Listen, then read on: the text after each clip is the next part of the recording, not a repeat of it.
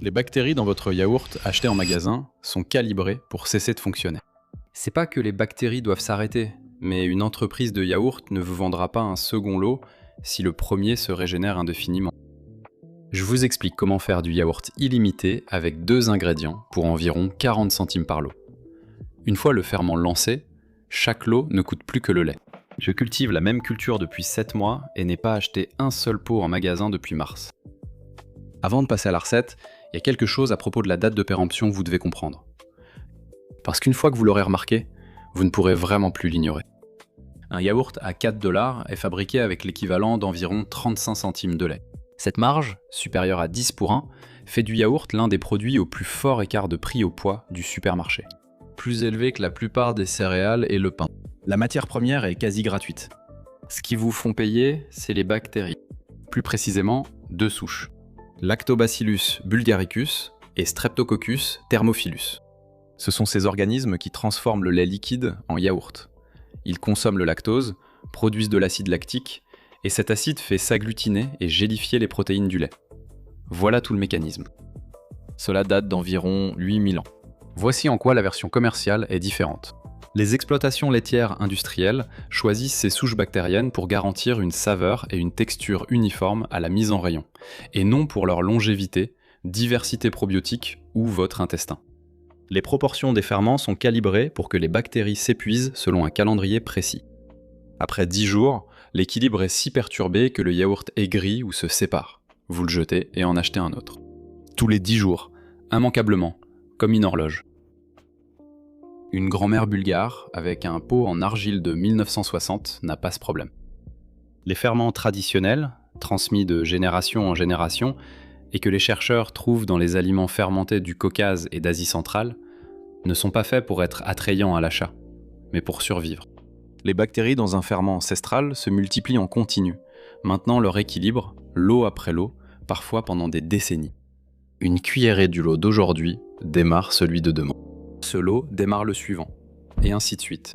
Le ferment de départ ne périme pas. Le ferment de départ est le produit. En 1908, un biologiste russe nommé Illy Metchnikov a remporté le prix Nobel en partie pour ses recherches reliant le lait fermenté, en particulier celui consommé par des villageois bulgares mangeant exactement ce type de yaourt, à une longévité exceptionnelle. Il pensait que les cultures vivantes réduisaient l'activité bactérienne nuisible dans l'intestin. La science a beaucoup évolué depuis, mais l'observation principale reste la même. Les régions comptant le plus de centenaires consomment beaucoup d'aliments fermentés riches en ferments vivants, majoritairement faits maison et non conçus pour durer 10 jours. Bref, 2 ingrédients, c'est parti. N'importe quel lait. Le lait entier donne le résultat le plus épais, mais le lait à 2% fonctionne tout aussi bien. Et 2 cuillères à soupe de n'importe quel yaourt nature du commerce. Avant de remettre ce pot sur l'étagère, vérifiez que l'étiquette indique « ferment lactique vivant ». Cette phrase est votre seul critère de sélection. Vous n'achetez des cultures de yaourt qu'une seule fois. Après cette fournée, vous n'aurez plus jamais besoin d'en acheter. Première étape, chauffez le lait à 180 degrés Fahrenheit. Un thermomètre de précision n'est pas nécessaire à cette étape. Surveillez l'apparition de petites bulles sur les bords de la casserole avant l'ébullition. C'est votre signal. Cette étape élimine toutes les bactéries concurrentes déjà présentes dans le lait qui pourraient rivaliser avec vos cultures pour prendre le dessus. En sautant cette étape, la préparation pourrait mal prendre. Étape 2, laissez-le refroidir à 43 degrés Celsius. Cette étape nécessite un thermomètre, ou au minimum un test prudent sur le poignet. Tiède, mais pas chaud. 110, c'est en plein dans la plage d'activation. Au-dessus de 115, tu détruis les cultures avant qu'elles aient le temps de s'installer. En dessous de 100, elles restent dormantes et ne servent à rien. 110 degrés. Ce chiffre n'est pas approximatif. Troisième étape, incorpore tes 2 cuillères à soupe de ferment, doucement. Tu places une colonie vivante dans un milieu chaud. Laisse-la s'adapter. Étape 4, maintiens-la à 110 degrés pendant 8 heures. La façon la plus simple est d'utiliser un four avec la lumière allumée. Pas de réglage de température, juste l'ampoule. La chaleur d'une ampoule à incandescence standard génère assez de chaleur ambiante pour maintenir la température dans toute la plage visée. L'instant pot avec fonction yaourt le fait automatiquement. Une épaisse serviette de bain bien serrée autour d'un bocal en verre hermétique sur le comptoir fonctionne aussi. L'isolation garde la chaleur résiduelle. Utilisez du verre plutôt que du plastique quand vous le pouvez. Le plastique retient les odeurs des précédentes préparations et affecte subtilement la saveur après quelques utilisations. Un bocal de type Mason est idéal.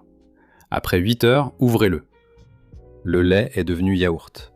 Si vous n'êtes pas abonné, appuyez sur le bouton. C'est gratuit et cela permet d'en recevoir d'autres. Pour voir les vidéos réservées aux membres, cliquez sur « Rejoindre » sous cette vidéo. Réfrigérez pendant 2 heures pour qu'ils prennent complètement. Avant de manger, prélevez 2 cuillères à soupe et placez-les dans un petit pot. Voici votre ferment pour la prochaine fournée. Vous n'aurez plus jamais à en acheter pour yaourt. Toutes vos prochaines fournées partiront de ce pot. Voici la partie qui m'a vraiment surpris la première fois que j'ai étudié le sujet. Le yaourt fait maison contient entre 10 et 100 fois plus de cultures vivantes actives que le yaourt acheté en magasin. Pas 10% de plus, 10 à 100 fois plus. La FDA exige la présence de cultures vivantes lors de la fabrication. Il n'y a aucune exigence de quantité minimale au moment de l'achat. Quand ce contenant arrive dans votre réfrigérateur, il a déjà été stocké au froid et transporté plusieurs jours, parfois des semaines. Le nombre de cultures et la diversité des espèces ont fortement diminué. Ce que vous mangez est une version appauvrie de ce qui est sorti de l'usine. Le vôtre a été fait aujourd'hui. Il atteint son pic de culture quand vous le mangez. Après votre 3e lot, quelque chose dans la saveur change. Une complexité subtile se développe, légèrement acidulée, avec une richesse qu'on ne retrouve vraiment pas dans le yaourt industriel. Ce que vous remarquez, c'est la diversité microbienne qui se développe dans le ferment. Il acquiert peu à peu une signature et devient réellement le vôtre avec le temps.